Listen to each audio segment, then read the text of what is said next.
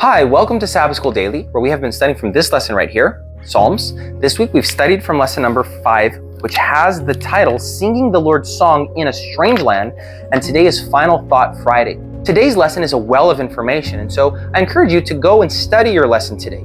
It's a beautiful read, it's short, you're not going to spend too much time, but there's food for thought for the rest of your day.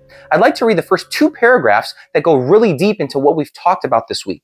Look at what the first and the second paragraph of today's lesson says. Like the psalmists, God's people of all times wonder every so often how to sing the Lord's songs in a strange land. Our faith in the sovereign rule of the Lord is challenged at times severely, and we may ponder whether God is in control or truly as powerful and good as the scriptures say. Biblical faith often implies uncertainty and suspense as much as confidence and assertion. Sometimes uncertainty and suspense, especially in the face of evil and God's seeming absence, can be almost unbearable. Yet, uncertainty must never be about God or his loving and righteous character and trustworthiness. The psalmists may be uncertain about the future, but they often appeal to God's unfailing love and faithfulness.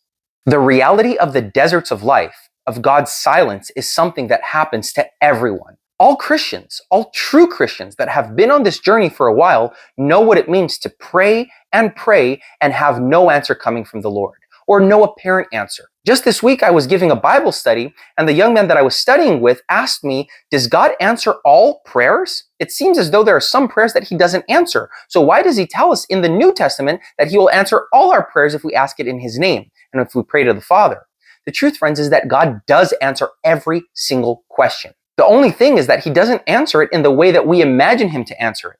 And so the Lord might be answering these prayers in a way where we could never imagine, because he has knowledge and perspectives that we could never obtain by our own measures. And so trusting in the Lord through these situations is a big thing. One of the best illustrations that I could give about this from my own life comes from when I was about 15 or 16 years old.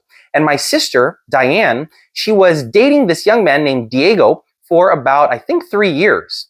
And it was starting to get serious. They were starting to talk about marriage, about, starting a life together. And so on a weekend when Diego had gone away for a trip, my sister dedicated herself for prayer and for fasting, asking the Lord to give her a clear sign as to whether she should marry Diego or not.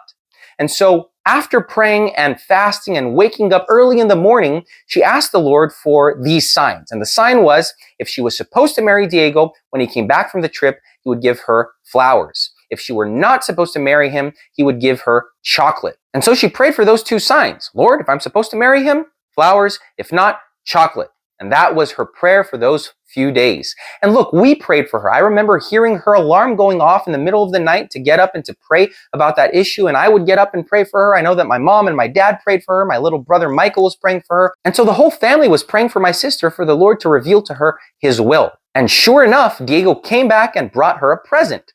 What do you think the present was? It was a blouse.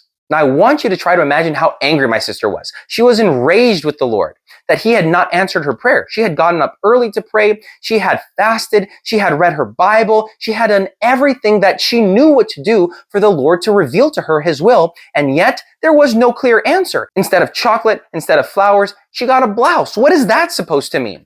And look, no one could really answer my sister's question. I myself was doubting not the Lord's existence, but how much he really cared about our small little prayers.